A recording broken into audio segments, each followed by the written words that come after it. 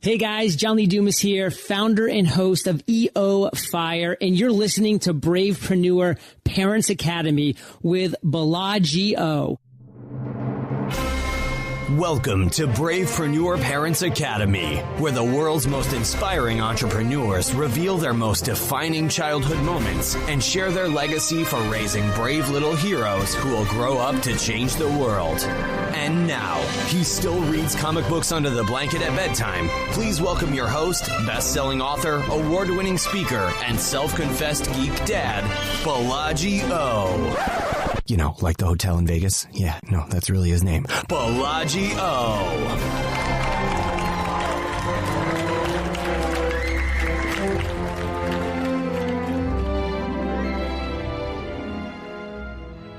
She's a music and brain neuroscientist turned multimedia overlord. She's a regular on the conference speaking circuit. She's been featured in Fox and Friends, Parents Magazine, ABC News, NPR, The New York Times, The Today Show. She's been on Babbel.com's Top 50 Mom Bloggers, Top 50 Twitter Moms, Top 30 Parenting lists. She's the founder of BostonMamas.com. She's the co-author of Minimalist Parenting. She's the co-host of the smash hit podcast, Edit Your Life, and she's an epic mom. Besides, please help me welcome Dr. Christine Koh. Welcome, Christine. Oh my gosh, that is probably the best welcome I've ever had. Thank you.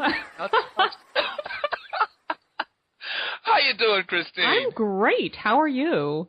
Oh my goodness, I had an amazing week. We just talked about what good weekends we both had. You know, as parents, we don't always necessarily feel like we won the weekend, but I feel like I won the weekend this past week. That's awesome. That's awesome. Me too, including I have a new superhero skill that is pretty epic. I have finally figured out how to learn how to carve a pumpkin. And the key, my friends, is use a template. But it came out awesome. That's the secret.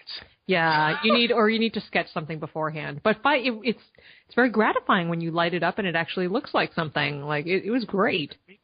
Oh, very cool. I like this. You know, I'm not the handiest parent. I appreciate all kinds of art, from the 5-year-old's art to, you know, the pumpkin carvings that someone of your stature creates. But I'm not very good at it, though, so I'm glad to hear that someone out there has taken the time to create templates for us. This is good. And this actually gets into something I'm very curious about, Christine. This term, minimalist parenting. Mm-hmm. I only just ran across it after I started listening to some of your work and reading some of your work as well. Help me understand what that means. It's a good question. And, you know, sometimes I find it's actually helpful to first say what it is not, which it does not mean doing nothing or being lazy or going without toilet paper. You know, Asha, my co-author, and I are very pro toilet paper. Or living in a room with one chair. It's really about just figuring out wherever your level of a little bit too crazy is and figuring out how to dial it back a few notches and really figuring out how to focus on what matters in your life. Okay. So, Christine, that sounds great, but I'm going to push back. Push back. I love it. I'm going to push back on that a little bit, Christine, because one of the things that I suppose there are cultural differences from one country to the next, but generally, a lot of us parents, you know, we all grow up, we become parents, and we often have this feeling, this innate sense that we want our kids to do better than we did. Mm-hmm. We want them to, I hesitate to use the word have. It's not always having stuff, but in some sense to stand on our shoulders, Christine. A lot of times we all work so hard because we want to give our kids that better life. And so I love this concept of minimalist parenting, Christine, because sometimes I feel like I'm driving myself crazy with lack of sleep, working, trying to be a good dad, trying to be a good entrepreneur, and trying to remember to call my mom. Oh, my goodness, I need to call her. I didn't call her this past Oh, my gosh, weekend. I need to do the same thing. After we finish recording, let's both call our moms. Let's do that. So I like this concept of minimalist parenting, but when this theory meets real life, which one survives? Well, I love that you brought that up, because one of the reasons that this book was so important for me to write on my side was that, I grew up, I'm the sixth of 7 kids, immigrant parents, raised, we actually happened to live in a very affluent Boston suburb where, while we were low income, we were, not the norm, and it was really, really hard. So one of my biggest struggles as a parent was figuring out how to unpack my baggage about what I didn't have and match it up to what my oldest daughter, Laurel, wanted. And I found that, those two things didn't really match up. A lot of times I wanted to sort of go big and she just wanted to have it really mellow. So I think part of the journey with minimalist parenting is not only figuring out what really matters most to you in building your own family, it's figuring out to really how to listen to your kids, how to figure out what they want to do, how to push them when they do want, show some skill with something and want a little challenge, and when to dial it back when, it looks like you're driving the bus for something that doesn't really matter to them. So there's a lot of, it's a moving target, I got to say, and it's one that will evolve over time for sure. Very interesting. I didn't know that about your growing up. So 6 of 7 kids. How many boys? How many girls? 2 boys, 5 girls. Oh my goodness, yeah. Those poor boys. Yeah, it was it was pretty crazy, and we're all 1 or 2 years apart. So my mom was basically pregnant for like a million years. Oh, bless her heart. That is fantastic. That's fantastic. One more reason I should remember to call her after this call. Yes, you owe her. Goodness, every day, Christine. We all just need to call Christine's mom. Let's just do that.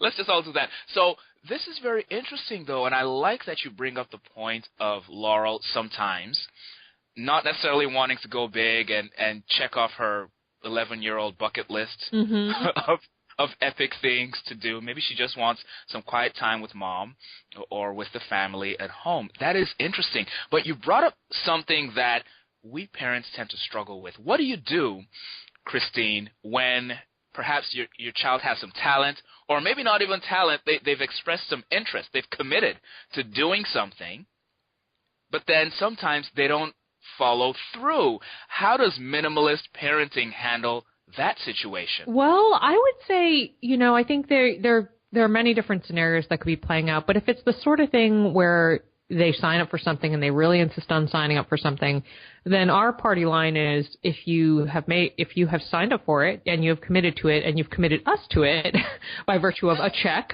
and our calendar planning, you got to finish it through. I mean, kids need to learn the consequences of their choices. And in fact, it was really, just a brief anecdote. I had an opportunity to travel with Laurel, actually next week, and I'd brought her to her. We would have been going to LA. It would have been really cool. And initially she said yes, and then just before I was going to pull the trigger and make the official make it all happen, she backed out and said, no, I don't want to do it for X, Y, and Z. And I said, really? Oh, okay. And I was a little surprised, and I was personally quite disappointed. Yeah. But I said, okay, fine. I'm not going to force you to do this thing. And so I told the hosts of this thing that I wasn't coming. And then the next day, she basically said, I changed my mind, Mom, I want to go. And I said, sorry, it's not happening. And she was really, really upset about it. But it's just, and it was a funny situation in that I kind of wanted to, go back on my original decision. But I just feel like, with kids these days, I know I sound kind of old, but, you have to help them learn that their decisions matter and there are always other people involved. And especially as parents these days, we have so much calendar Tetris to do, and if you have more than one kid, so many schedules to be negotiating. So they really do need to learn the impact of their choices over time. Christine, do you have that term, calendar Tetris, trademarked? Because you don't do that. I love that term. Oh, my goodness. Calendar Tetris. Okay, so you went there, so I'm going to go there with you. Time management, calendar management. What is going on? These children, our children, or I should say these parents, because we're the ones scheduling these kids, but these kids are often more scheduled than us parents are, and we're having to drive the children everywhere. How much is too much? Oh my gosh. Well, I will say that I hate driving around, and and I am probably the worst tiger mom ever, or I'm just not a tiger mom, but because for the longest time, actually, I was really wanting Laurel to try a lot of activities and things like that. And earlier, as like a young kid, she didn't want any of it. And so we just kind of learned that, okay, well, we can't force her to do this. And over time, she's evolved to wanting to do a lot of things. But we've just, put the brakes on it and said, I should say every family is going to be different. Some families really enjoy being booked up. We don't. We have the tolerance for maybe 1 or 2 activities a season. So right now, for example, she's playing soccer, which has a fixed schedule. And then she plays music just on her own. She doesn't have lessons or anything, but that's kind of enough for us. And then, the understanding is she won't sign up for anything else until we get to spring. So, every family is different, but in general, when you're combining kids' activities, parents' work travel, social things, I actually highly recommend on a regular basis, like every week, or every other week, doing a calendar edit. It's something I talk about on Edit Your Life in Minimalist Parenting. And it's just doing a look at the week ahead and identifying, okay, is there something we actually can take off if this is feeling too crazy?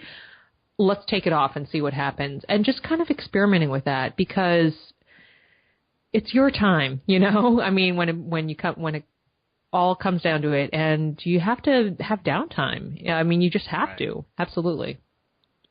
Now, Christine, how do you handle it when one parent, usually the parents have different dispositions, not necessarily polar opposites, but a lot of times the wife is strong in some areas, the husband in other areas. Often one of the spouses is more organized, more outgoing, perhaps more extroverted. They enjoy having more activities. The other spouse might not. And now they're trying to plan for the child and commit the family's time. Do you have any experience in your family? I know it sounds like perhaps both you and your husband prefer a little bit more to not be so scheduled out, but what do you do when you have differences of opinion about how much the family should be committed to? Yeah, that's a great question. And I can speak from experience here, because in general, I would say that my husband likes a lot of padding, like a lot of open, unplanned time. And I tend to fill the calendar a little bit more. I have a lot of travel. I have a lot of social connections right immediately here in Boston, since I grew up here and I went to college here, and just a lot of demands on time. And I think I also happen to have a lot of organized friends who are sending me calendar requests like months in advance. And he's like, I don't know how I'm going to be feeling a month from now. Like, what do we do with that? This is my house. And so I think that, one thing, this used to actually be a huge source of tension for us. And one thing that has been really wonderful, and this is more of a relationships kind of tip, is to really experiment with moving towards the middle. So for example, John would experiment with saying okay to, one of my ridiculously planned in advance type of things, whereas I would also compromise, because I will say I wasn't always the best with that. I would compromise with saying, okay, you know what, let's leave this weekend completely open and let's just see what happens. And that way you can make, actually the more I thought about it, the more I understood his point that how can you plan everything so far in advance when you don't know how you'll feel on a given weekend, if you'll actually want to do that. So once I actually experienced that and how great it was to kind of make a decision last minute, I was like, all right, I'm on board, man. Let's see. So it's really about figuring out how to compromise and realize that your position is not always the right one, which for people like me can sometimes be a little challenging. I'll admit it. I own it. Listen, Christine, I've got to give you a lot of credit for taking that position and moving toward the compromising.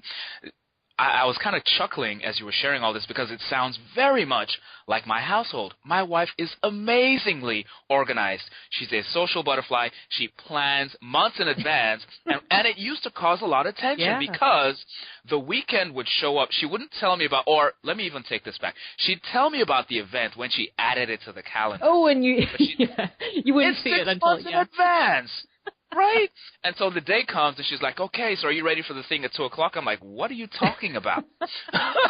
And I also tend to not look at the calendar at the beginning of the day or the beginning of the week to see what's scheduled. Yeah. If we haven't talked about the event, it's not on my radar. So we've eventually compromised in our household, and I really have come to appreciate her skills because whenever she leaves town, my boys and I are completely lost. We just kind of stand in the living room for a half hour staring at each other. What do you want to do now? I don't know. What should we do? So, yes, there is merit to both approaches, and I love that you guys found a happy common ground. Well, I mean, it took work, and I should say my husband's a therapist, which makes all of this work really well. Like, we really talk it out. But I was laughing when you said that you'd get to the calendar, and you're like, I didn't see that because – at one point, when I was trying to figure out how to compromise, I was kind of passive aggressively like sending my husband Google Calendar invites, figuring that was just as good as talking about it. And he's like, I don't even look at those. That's right. Didn't you get my calendar invite? Yeah, I don't even look at those. Right.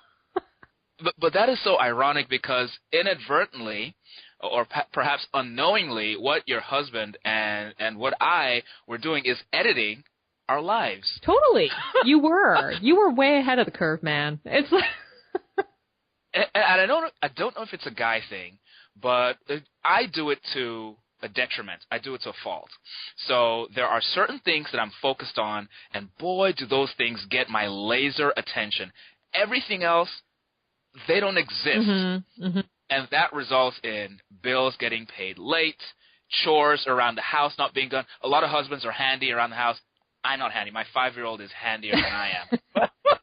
But there's certain things that I just kill it on those things. And I'm able to let those other things slide. So there really is a lot of value I've found to my wife balancing me out. Oh, yeah. Yeah.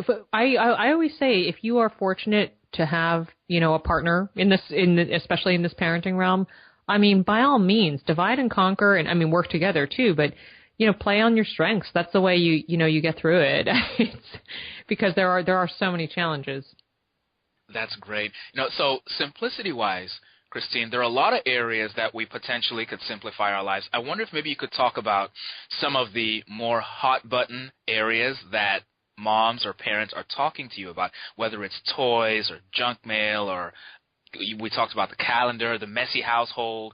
What is it that are really the hot button issues? Yeah, well, I mean, the calendar is a huge one I hear from people. And part of it is the kids' calendar, and then the general family calendar. But related to that, also, I find a lot of the moms, especially, I would say, that I talk to, really wrestle with guilt about, whether they're doing enough, about feeling pressure from, school responsibilities and not signing up or signing up. And I just told somebody the other day, I'm like, yeah, I've never been on a school field trip ever. And it's not that it's just, I know where my strengths are. My strengths are baking. I'll I'll write a check or I'll make 1 million brownies for a bake sale, but I just can't, for example, take a whole day to do a field trip. So I think it's really about, in that realm, the guilt realm, it's about tuning into what you actually want to do, because you don't want to do things with grumpy mojo. That's my basic feeling. The other hot button issue for people is the clutter that you mentioned. It is really, really pervasive, and people, I mean, people get very upset about it. And I would say, I mean, I'm actually in the process of doing a big, just general declutter of like everything because I just sort of feel like, you know what, I don't want to have, if I can't see it and I don't know I have it, I kind of don't want it and I don't need it. So I'm just sort of slowly and gradually doing it on my own time. I actually started this in my closet because that's a very important place to me. And I do sort of a regular purging, getting rid of the kids' toys and things. And I have some sisters that I pass things on to because they have littler ones. But yeah, I think I would say the key thread among all those three things is to remember that you are in charge. You are the driver of the bus, and you can make the change happen, and it can happen in little steps, and that's the beauty of it, actually. I think it feels big and overwhelming to people, but you can make change in small steps, and it can have an impact for sure. Okay, so I'm going to confess something to you, Christine. Number one, I'm going to edit this part out for my wife, or at least maybe she won't even listen to this episode, but clutter is a big, big issue for us. It's really big. It wasn't this big of an issue before we had kids because naturally we had more time. We had fewer belongings. And with kids, particularly young kids, they grow out of stuff. They age out of things, but you don't always have time to get rid of those things. I love that you have a purging system, by the way, a periodic purging. Oh, yeah. I go crazy otherwise. That's really, really good. But that clutter does cause a lot of stress for us. We actually have, my wife and I have been married 12 years. We've moved, I think, 3 times. And we have wedding gifts, Christine, from 12 years ago that we haven't even opened yet. Wow. They're in the garage. There's crock pots. There's, Foreman grills. And, when you have 3 Foreman grills, we should give the stuff away. But just the process of why is it so difficult to actually edit our lives? For people who make the decision, okay, I want to edit. I want to get rid of the clutter. It still doesn't happen right away. Why is it so difficult? That's a good question. I think there is a lot of fear about maybe I'll need this someday, or, who knows, maybe my thing will break and then I'll need that third. Maybe my third Foreman grill will break and I'll need it. It is a real thing. And, I think it all comes with just like the calendar thing. You experiment a little bit, you try, and then you just feel how great it feels. I know that every time I, go through and load up a bag of stuff that my kids have grown out of and hand it off to somebody else who needs it, whether it's a relative or whether it's to the drop box, the American Red Cross drop box down the street or whatever, I just feel really happy. I know I'm helping somebody. I know I'm helping myself. I know it's more stuff I don't have to clean up and think about. And it's a real win all around. So I would say just try and actually schedule 30 minutes. Anybody can do 30 minutes and just do a massive, let's see how much stuff we can, load up to get out of here, and then just take it somewhere. Or there are even some services that, and charities that will do pickups at your house. I know they have them in Boston in my neighborhood, and you don't even have to go anywhere. You just put it all in a box and mark it with, whatever the charity is, and they'll come get it. So wow. I would suggest breaking it into a small chunk just so you can, in a real pain point area. What's an area? Is it the garage? Is it a hall closet that you go to and see all the time and it really bugs you? And then probably the garage for us. Yeah, take 30 minutes in the garage and just blow through, see how much you can do, and then see how you feel after. And you'll be like, wow, I can actually walk through here now. That's pretty awesome. I like the fact that, okay, I don't have to finish. No, yeah. You just need to do a little bit and see how it feels. Okay. Because that is feeling like that whole, I have to clean out the whole garage or I have to declutter the entire basement. That is way too overwhelming. I can't do that in an afternoon. Yeah. I like that. Okay, this is really, really good stuff, Christine. We're going to go to the lightning round in just 1 minute, but I want to get a little bit more out of you on the minimalist parenting tip. I was reading from the book, and I saw you talk about, or this might have been on the blog, but you talked about self-knowledge. And I'm wondering if you can elaborate, Christine, on that term, self-knowledge. What does that mean for our kids? How does that relate to minimalist parenting? And what do we want to be encouraging there? Well, I think, we touched a bit about this on the front end of the show, and I think that, 2 of the big tenets of minimalist parent are knowing yourself and then knowing your kids. And I think once you can really tune out those shoulds that are lurking over your shoulder all the time from what you're seeing other parents post about, or once you can tune those out for yourself and then extend that to really figuring out what your kid actually wants to do and what lights them up, that's huge. These shoulds they're just such a challenging thing for all of us, and have become increasingly challenging with social media and seeing how everybody else does it. And just remembering that, this path and this story is yours, and, you need to create the experience that works the best and the happiest for your family. And it really, it'll take a little experimentation, and there will likely be some mistakes, and that's okay. That's part of the story. Tuning out the shoulds. It's a big one. You're on fire today, Christine. Goodness, tuning out the shoulds. That's such a big thing. And I remember someone mentioning to me recently that people don't post, speaking of clutter, they don't post their cluttered house on Facebook or Instagram. We all post our highlight reel. Oh, yeah. It's a total highlight reel. Yeah. It's funny. To that effect, I'm actually going to be starting a video series soon about that helps people with just simple solutions, and one of them is a closet thing.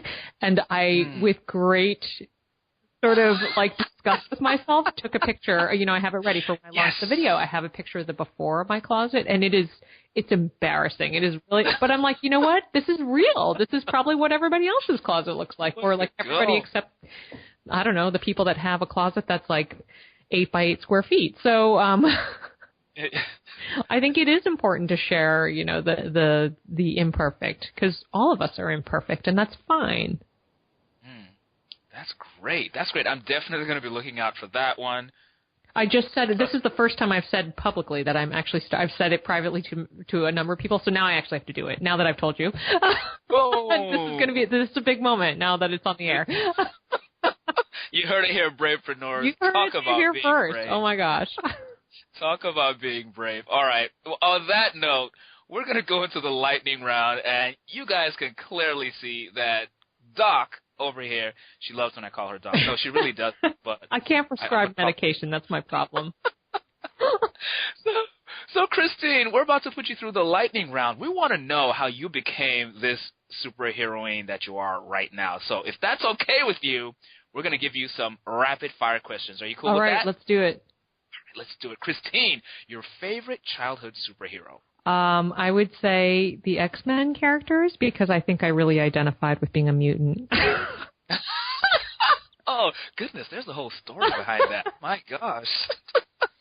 I love it. Most creative answer yet. The X-Men. Okay, favorite TV show growing up? TV show was The Brady Bunch. I really desired a wholesome life. I didn't have one, but...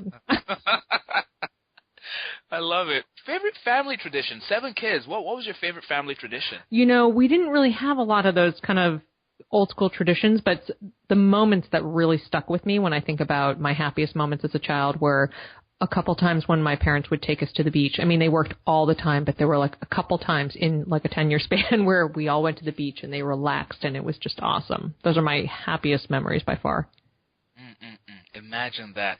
Christine, sometimes I think about how much we do with our kids, particularly going back to that issue of packing the calendar. Mm-hmm. And I also, like you, have just very distinct moments from my childhood that I remember. So I wonder, goodness, we're doing all this stuff.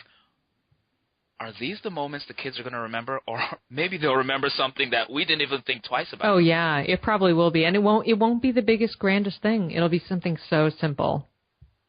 Wow, that's amazing. Great insight. Christine, what was perhaps one embarrassing moment that you had as a child, one memory that sticks out? The best one was I was walking home from school. I was probably about 5, and it was like a blizzard, and I really had to pee, and so I just sat down in the snow and peed in my snowsuit. I just gave up. I knew I wasn't going to make it the half-mile home, so I just sat on down and gave up. Oh, that deserves a standing ovation. Oh, my gosh. Well done, Christine. That was a good one. Did you have any struggles growing up, particularly perhaps as a tween or a teen? Those are sometimes tough years for us. Did you have some struggles that you had to deal with? Oh man, I would say that the hardest thing was really, and this touches on everything we've talked about, but was growing up, low income and a minority in a place where there was a lot of money, and I just always was longing for things, and that was pretty hard. And being Korean and I don't know. It was really challenging at that time, and I've learned so many lessons from all of that. But when I was in it and I was longing for those Guess jeans and those crazy Benetton rugby shirts that everybody was wearing, it felt really hard. I mean, now I kind of laugh about it and it was silly, but it was hard. But I do think all of those experiences did make me stronger and into a very interesting person later on. That's really, really good. Goodness, I can identify with that. I mean, it does seem trivial now that we're grown-ups, but looking back, the importance that so many people around us, and often we ourselves, put on the brand name stuff and impressing people and trying to fit into the trends and what was hip and all that. We all just wanted to be accepted. Mm-hmm. And unfortunately, at that age, sometimes we focus more on the external stuff to try to fit in instead of going back to that self-knowledge that you talked about. Yeah, it's hard to tune. I mean, I get it. And now that I'm raising an 11-year-old and she's in middle school, like I really understand. And I mean, she has a lovely circle, but it's a tough time. And, as parents, the best you can do is just support and just let them know you're there and that you're there to talk whenever they need to. Yeah. I just want my kids to keep talking to me. Yeah. I know. Right now, that is not a problem. They will not stop talking. But got to keep that going. That's great. What would you say, Christine, is one big breakthrough that you've made as a mom in your 11 years of experience? Oh, boy. I would say the biggest thing in general with parenting has been learning to trust my instincts. And again, that helps you tune out the shoulds. But it wasn't.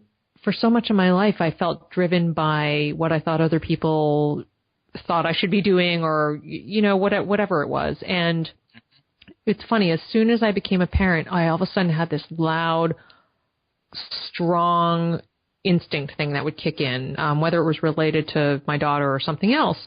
And as soon as I started to follow it, just great things started to happen. And whenever I had an idea about what I should be doing and then went against it, I kind of got burned. So I've really learned through parenting to trust my instincts and really follow on that and let everything else work out. And it's been great. Wow. Very, very insightful. You don't hear that very often. I like that. It's hard. It's a little scary, to buck against the trend, but it really is. Everybody has an instinct about things. They just have to, it's whether they can let it talk. Now, Christine, let me ask to kind of build on that a little bit. I love that thought about learning to trust your intuition, and I suppose it's like a muscle. You need to work it out. Yeah, you need to practice. It's a good analogy. To get better at it. I suppose one of the things that's scary about trusting your own intuition is that if you're wrong, you have no one else to blame.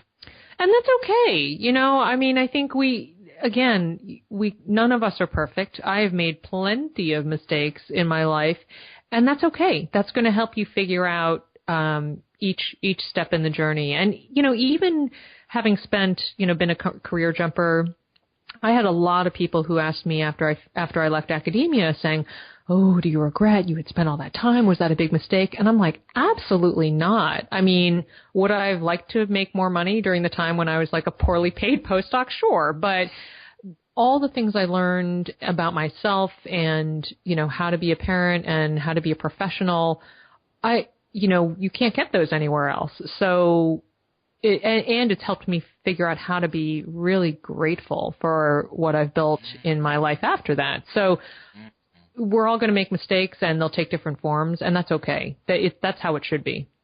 I love that. A couple more questions for you, Christine. I know we got to get you out of here. This has been profound. I want to ask, Christine, your parents worked very hard. They raised 7 amazing children. What from their parenting have you incorporated into your parenting? What did they do that you really liked and you are trying to incorporate into your parenting yourself? Yeah, I would say, hard work was, that sounds so typical, but it really was a big thing. We all had to really toe the line. Remembering to be grateful for the simple things. Truly, the things were simple, and we were grateful for them. And then I think maybe the biggest one was that when you're part of a family, you are part of a system, and you need to help be part of that system and create that system. And the most tangible way to make that come to life is, for example, with chores. A lot of people ask me about chores and kids and should I pay for them, and I'm kind of like, no. Kids should do chores because they need to learn how to have those life skills, and they need to be a part of the family and help out. So it's just little things like that. But my parents, it was not sort of the most like lovey-dovey nurturing type of environment, but there was a lot of love there, and they gave me so many things sort of in life lessons and skills like that I really value today. Great answer. That's really, really, I can identify with a lot of that. I grew up in Nigeria. Oh, okay. Yes, there are always cultural differences. I think even when values are the same, for example, the amount of external expressivity that might exist in one culture could differ very much from different cultures. My wife is American. She grew up in Miami, Florida, and they're much more expressive with their love. They say, I love you, and, hugs and kisses and all this sort of stuff all the time. And so it's been nice for me. I grew up in a very loving home, but culturally in Nigeria, we weren't that expressive. I've enjoyed adopting that part of my wife's culture, so I think we can always take some things from our parents that we like, and we can add in other things that are new but work for us. Yeah, absolutely. That's great. Okay, so Christine, we're going to get you out of here, but not before you answer the time capsule question. Okay, so we're going to make a time capsule for your two beautiful kids. Let's pretend it is 30 years from now. So it is the year 2045. Your kids are all grown up. They've moved out of the house. They're well-adjusted. They're married. They got their own little PhD kids running around. There might be 7, might be 2, oh, Lord. not sure. Christine, I'd love if you could leave them a little audio time capsule now. What would you want to say to your two beautiful kids about this moment in time, 2015? Why you made the decisions you made, why you worked so hard, why you emphasize minimalist parenting, why you and your husband really made all the choices you made as parents. I'd love if you could just say a few words to them. Oh, my gosh. You're going to make me cry probably. Oh, Lord. Okay. Laurel and Violet. I haven't talked much about Violet, but she is our 4-year-old, and she is fiery and everything. So Laurel and Violet, I love you. You have taught me so much, in particular by being so incredibly different. And I just want to tell you not to worry, that you have everything you need to be on this journey in life. I want you to be kind, to practice forgiveness with other people and with yourself, and that life is supposed to be imperfect, and it's the imperfect that shapes us and builds our experience, and that I trust that you both will carry on in this life with kindness and gratitude and open hearts. That's what I wish for you. Beautiful, beautiful.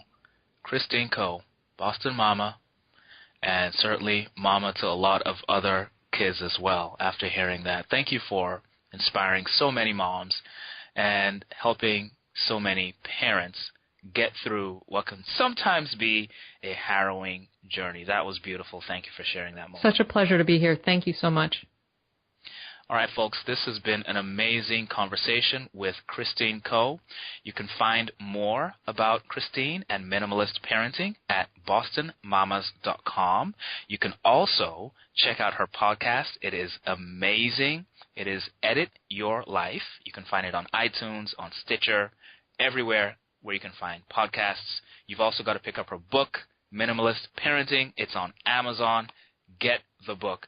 This stuff, if you liked what she shared here, you're going to be blown away by what's in the book. Christine, this was great. Thanks again, and everyone, we'll see you same time, same place tomorrow. Until then, up, and away. Thanks for supporting my dad's show. If you like what you hear, please subscribe to iTunes. He said hot chocolate is for closers. If you don't subscribe, I don't get hot chocolate. I love hot chocolate.